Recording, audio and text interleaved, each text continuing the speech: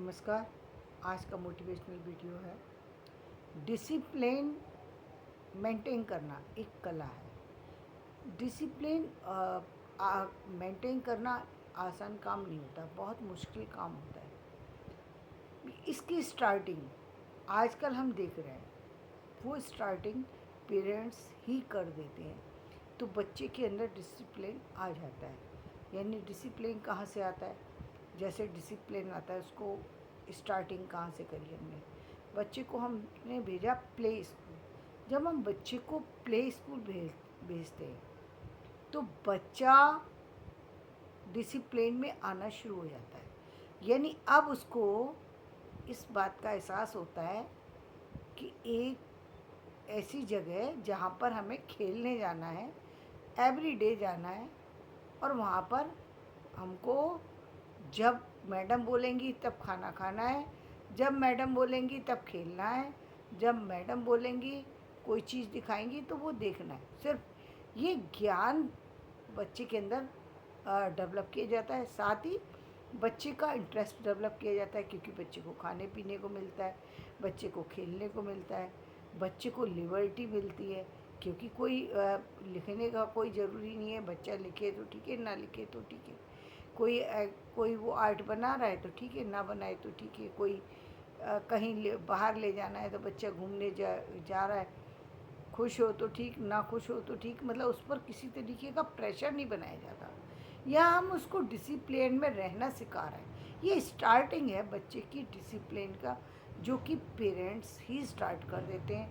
ये पहले के पेरेंट्स में नहीं थी, आज के पेरेंट्स में है। तो पहले के पेरेंट्स में क्या था वो भी मैं बताऊंगी, लेकिन पहले इस बात को कंप्लीट करते हैं। तो डिसिप्लिन में बच्चे ने स्टार्टिंग की। अब एक साल बच्चे को सिर्फ क्या आया कि उसको क्लास में बैठना है, क्लास में सोना नहीं है। जब वो स्कूल जाता है तो वहाँ पे उसको सोना नहीं है, क्योंकि जब वो सोता है तो वो मैडम आके उसको जगा देती है, तो वो एकदम जग जाता है कि ये स्कूल है। बच्चे भी हंसने लगते हैं, तो उस समय उसको पता नहीं होता, लेकिन वो बैठना सीख जाता है उतनी देर। अब आप सोचिए कि मतलब जो लोग कॉलेज और यूनिवर्सिटी वगैरह छोड़ चुके हैं, या मैं ये कहूँगी कि जो लोग जॉब में भी हैं, लेकिन जॉब के बाद यदि उनको ये कहा जाए कि वो 1 घंटे के लिए बैठ करके कोई एक काम उनको अपने घर का करना हो या पर्सनल करना हो, तो वो उस काम के लिए बिल्कुल डिनाई कर देंगे। क्यों कर देंगे? क्योंकि वो उस काम को करना नहीं चाहते। उस काम को करना नहीं चाहते, रीज़न उसका क्या है? बैठना पड़ेगा, और वो बैठने के लिए तैयार नहीं है। वो 8 घंटे कैसे बैठ गए थे यदि अभी 1 घंटे नहीं बैठ? क्योंकि 8 घंटे उनका माइंड सेट उन्होंने बना रखा है कि मुझे 8 घंटे अपने ऑफिस में वर्क करना है। तो वो माइंड सेट कहीं टूटता नहीं है, माइंड सेट बना हुआ है। माइंड सेट बना होने की वजह से वहाँ पर प्रॉब्लम नहीं आती। प्रॉब्लम आती है तो उसे वो मेंटेन करते हैं। लेकिन जब हमने किसी चीज़ पर वो डिसिप्लिन नहीं बनाया होता, अपना माइंड सेट तैयार नहीं करा होता, तो हम डिसिप्लिन में नहीं रहना चाहते। तब हम क्या करना चाहते हैं? एकदम फ्री हो जाना चाहते हैं। और फ्री होने की स्थिति में मन चाहा करते हैं, मन चाहा। इसीलिए इसी मन चाही स्थिति से इस 1 दिन की जो लिबर्टी दी जाती है ऑफिस में, या 2 दिन की जो लिबर्टी दी जाती है, वो सिर्फ इसीलिए दी जाती है ताकि व्यक्ति अपनी इच्छा से जी सके, अपनी इच्छा से अपने और अन्य कार्यक्रमों को कर सके, अपनी फैमिली से मिल सके, अपने मार्केट जाना है तो मार्केट जा सके, सोना है तो सो सके। 1 या 2 दिन की जैसा इसका डेकोरम है वैसा उनको उसको लिबर्टी दी जाती है। और वो भी ये जानता है कि मुझे 5 ही दिन मेंटेन करना है वो ऑफिस का, तो उसने माइंड सेट बना रखा है कि मुझे 5 दिन ऑफिस जाना है, 5 दिन मुझे इतना इतना काम करना है।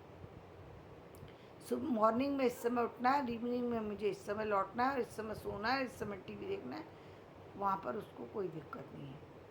दिक्कत कहाँ आती है? जहाँ उसने वो डिसिप्लिन को ख़त्म किया।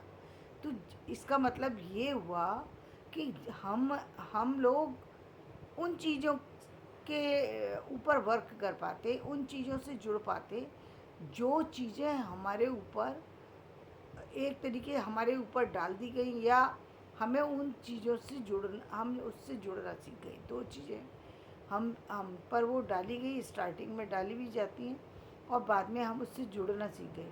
तो अब एक स्थिति ये भी आ जाती है कि बहुत बार जो लोग बहुत ज़्यादा ऑफिस से कनेक्ट हो जाते हैं, अपने वर्क से कनेक्टेड हो जाते हैं, तो उनके लिए वो 2 दिन निकालना बहुत मुश्किल होता है, क्योंकि अब उनका माइंड सेट सिर्फ उस उतने के लिए, जो डिसिप्लिन 5 दिन के लिए बनाया था उसी के लिए तैयार नहीं है, बल्कि वो चाहता है कि मैं 7 दिन वर्क करूं। बहुत सारे लोग आपको ऐसे मिल जाएंगे, लेकिन ये फिर भी मैं ये कहूँगी ये रेयर होते हैं, ये लोग रेयर होते हैं जो 7 दिन काम करना चाहते हैं। जनरली यही होता है कि 5 डेज़ या 6 डेज़ काम करने के बाद व्यक्ति रेस्ट चाहता है और अपनी तरह से अपनी लाइफ जीना चाहता है। तो इसका मतलब ये स्पष्ट हुआ कि डिसिप्लिन में रहना कितना ज़रूरी है। डिसिप्लिन हमको जीवन में आगे लेकर जाता है, हर चीज़ में आगे लेकर जाता है। तो जब हम स्टार्टिंग करते हैं बच्चे की, तो वो डिसिप्लिन में आना सीख जाता है। अब उसकी स्टार्टिंग हुई, जैसे हम स्टार्टिंग में हम देखते हैं तो बहुत से लोग कहते हैं LKG UKG और फर्स्ट ये सब कराने की क्या ज़रूरत है, डायरेक्ट करा दो। पहले भी तो कराते थे, पहले भी कराते थे और अब भी कराते हैं। पहले के बच्चों की प्रोग्रेस देखिए और अब के बच्चों की प्रोग्रेस देखिए। और जो लोग ये कहते हैं ना कि बिना एजुकेशन के भी सब कुछ किया जा सकता है, उनको एक दिन इंजीनियरिंग का जो काम होता है वो सौंप दीजिए। तो बोलो बताओ, अब हमने यहाँ का आपको एक ये दे दिया, इस बिल्डिंग का स्ट्रक्चर खड़ा कर दो। आप तो जो सब काम करने में माहिर हो, करके दिखाओ। उनसे कहो कि ऑफिस को मेंटेन करके दिखा दो। ऑफिस में 100 लोग हैं और 100 लोगों को मेंटेन करके दिखाओ कि 100 लोगों को ड्यूटी कहाँ देनी है और कहाँ उनको जिन्होंने छुट्टी ली है उनकी जगह किसको रखना है। और क्या वो हिल जाएंगे। जो लोग ये कहते हैं ना कि पहले लोग तो सब अनपढ़ होते थे, सब काम कर लेते थे, सब काम नहीं कर लेते थे। वो सिर्फ ये है, ठीक है वो कुछ कामों को कर पा रहे हैं, अपनी ज़िंदगी को आगे ले जा पा रहे हैं, बहुत अच्छी बात है। लेकिन इसका मतलब एजुकेशन कभी बेकार नहीं होती। एजुकेशन का एक मतलब है, एक मायने होता है, चाहे वो किसी भी सब्जेक्ट से रिलेटेड एजुकेशन हो। आर्ट से भी रिलेटेड एजुकेशन को हम ये नहीं कह सकते कि हम उसमें गुरु हो गए। क्यों? क्योंकि जो कला का पारखी है उस व्यक्ति से पूछिए कला के बारे में, वो बताएगा। आपने एक शब्द बनाया, उस शब्द में थोड़ा सा ही मोड़ने की ज़रूरत थी, उस शब्द की सुंदरता को वो बना देगा। ये बात सिर्फ वो समझ सकता है। फूल तो सभी बना लेते हैं, लेकिन उसका फूल बनाना और एक हर व्यक्ति के फूल बनाने में एक फ़र्क होता है। या कुछ पर्टिकुलर चीज़ें हर व्यक्ति बना सकते हैं, वो किसी भी चीज़ को बना सकते हैं, किसी भी तरीके से खेल सकते हैं। मतलब उनके पास में उन्हीं चीज़ें हैं जो आप बहुत सारी चीज़ें, मूर्तियाँ बनते हुए देखते हैं, चीज़ें बनते हुए। हर व्यक्ति हर एक चीज़ नहीं बना सकता, लेकिन लोग हैं कि ज़बरदस्ती करते हैं कि नहीं, इसकी आवश्यकता क्या है, एजुकेशन की कहाँ आवश्यकता है। यदि काम तो सिर्फ हम बिजनेस का करते हैं, बिजनेस में एजुकेशन की क्या ज़रूरत है। एजुकेशन की ज़रूरत नहीं है, फिर इतनी बड़ी बड़ी इंडस्ट्री खड़ी कर रहे हैं लोग, कैसे खड़ी कर रहे हैं। अब ये हम कह सकते हैं कि आप खुद से ना करके दूसरे व्यक्ति से करवा लें, वो अलग बात है। लेकिन यदि आपने एजुकेशन ले रखी है तो एजुकेशन बेकार नहीं, वो तो बहुत अच्छी है ना, कि आप खुद ही अपनी चीज़ के बारे में जानकारी हासिल कर सकते हैं, उसके बारे में अपने काम को बेहतर तरीके से सामने रख सकते हैं, आगे लेके जा सकते हो। इससे अच्छी कोई बात तो होती ही नहीं है। जिसके हाथ में सारी चीज़ें आ जाएं तो ये तो बहुत अच्छी बात है। जितना ज़्यादा जान सको, ज्ञान का की कोई सीमा नहीं होनी चाहिए। ज्ञान हमेशा कम पड़ जाता है। जब तक आपने स्टडी नहीं की तब तक आपको लगेगा कि ये क्या है, ये तो चीज़ें हम 2 दिन में कर लें। कभी कभी लोग बड़े बड़े शब्द बोल देते हैं कि ये क्या है, किताब लिखना क्या है, ये तो हम 2 दिन में लिख देंगे। अब उनको नहीं मालूम कि 2 दिन में लिखी जाने वाली और 10 दिन में लिखी जाने वाली और 20 दिन में लिखी जाने वाली एक व्यक्ति ने पूरा जीवन लगाया फिर लिखा, तो उसमें क्या फ़र्क होगा? क्या फ़र्क होगा? एक चोरी करके किताब लिखी गई है, एक व्यक्ति अपने आप से लिख रहा है, बहुत फ़र्क होता है, बहुत बड़ा फ़र्क होता है। लेकिन ये बात सिर्फ खास व्यक्तियों को समझ में आता है, हर व्यक्ति इस बात को नहीं समझ सकता। व्यर्थ के विवाद में आगे व्यक्ति को समझाया नहीं जा सकता, इसलिए उसको छोड़ देना चाहिए। लेकिन डिसिप्लिन का जीवन में बहुत बड़ा असर पड़ता है। तो स्टार्टिंग से हम जब बच्चे को बड़ी क्लासों में ले जाते हैं, तो जो बच्चे की प्रोग्रेस आज निकल के आ रही है, बेशक अभी भी ग्रेडिंग सिस्टम है, जिसके कारण से बहुत सारे स्कूलों में ये लिबर्टी दी गई है कि आप किसी पर्टिकुलर सब्जेक्ट में यदि आपको प्रमोशन मिला है, फिर भी हम आपको आगे ले जाएंगे, तो वो दिया हुआ है, लेकिन फिर भी उसका फ़ायदा हो रहा है। रीज़न ये है कि वो बच्चा, कहते ना, जो कह पारस के पास यदि पीतल भी टच हो जाए तो वो सोने में कन्वर्ट हो जाती है। ठीक इसी तरीके से 100 बच्चों में यदि 5 बच्चे कमज़ोर भी हैं, तो वो 105 बच्चे उन्हीं 95 बच्चों की तरह बन जाएंगे एक दिन। और यही होता है।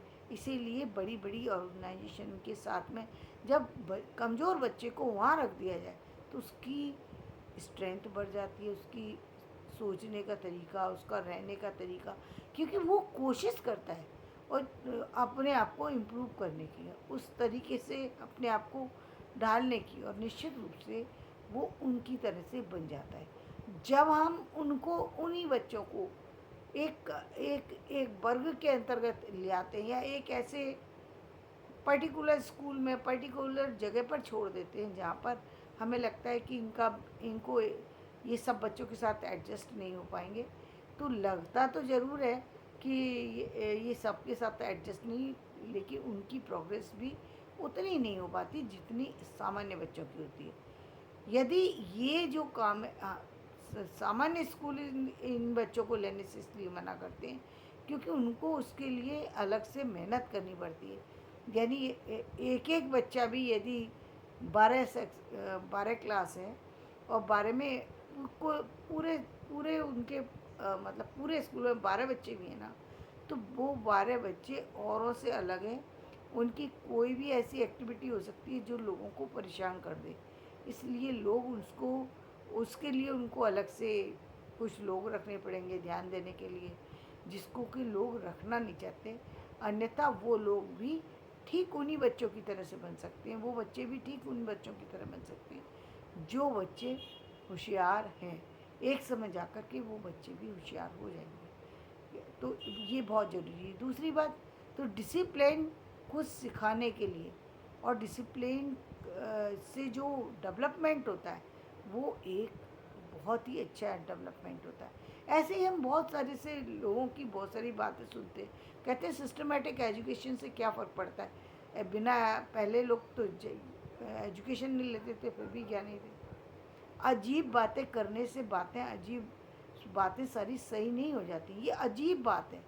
यानी एक सिस्टम के अंदर हम कोर्स में काफ़ी ज़्यादा स्टडी कर पाते हैं, यानी हमको मालूम है कि हमारे कोर्स में 10 बुक लगी हुई हैं, 5 बुक लगी हुई हैं, कम से कम बच्चे को वो 5 बुक तो पढ़नी ही है, उसको तो रीडिंग करना ही है।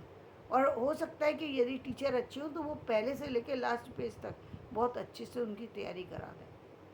तो ये होता है, तो फ़ायदा होता है सिस्टमेटिक एजुकेशन का। ये फ़ायदा होता है कि जितने बच्चे टीचर के संपर्क में आए हैं वो सब उसी स्ट्रेंथ में आगे बढ़ते हैं जिस स्ट्रेंथ में उनको बढ़ना चाहिए। और इसलिए उनके पास एक, जिस समय वो अपना डिग्री लेकर के निकलते हैं, वो बहुत सारी सी चीज़ों को लेके निकलते हैं। हाँ, जो पहले एक चीज़ नहीं थी वो अब आ गई है, यानी काउंसलिंग सेशन जो नहीं होता था, जहाँ की बच्चे को ये नहीं समझ में आता था मुझे जाना किस फील्ड में, वो अब जो दिया जा रहा है ये बहुत अच्छा है। ये गवर्नमेंट में कितना लगता है मुझे नहीं मालूम, लेकिन ये बहुत ज़रूरी है कि बच्चे की रुचि के अनुसार यदि आप उसको थोड़ा सा आगे लेके जाएंगे तो बच्चे की प्रोग्रेस बहुत ही ज़्यादा होती है। अल्टीमेट रिजल्ट बच्चे से मिल पाता है। तो क्योंकि वो बच्चा निश्चित रूप से, बच्चे तो होनहार होते ही हैं, लेकिन उनको यदि थोड़ा सा उनको सहारा मिल जाए तो बहुत आगे निकल जाते हैं बहुत। और आप हर दिन देखते हैं कि बच्चे आजकल बहुत नए नए जो है नई नई रिसर्च लेके आते हैं, बहुत नया इम्प्रूवमेंट है बच्चों के अंदर, बहुत सारी जानकारियाँ रखते हैं आज के बच्चे। तो ये सारी चीज़ें उस समय हो पाती हैं जब कोई व्यक्ति डिसिप्लिन में रहता है। कल भाग-दौड़ में वापस से मैं इसी विषय पर चर्चा करूँगी। मेरा ये वीडियो पसंद आए इसे लाइक करें, शेयर करें, सब्सक्राइब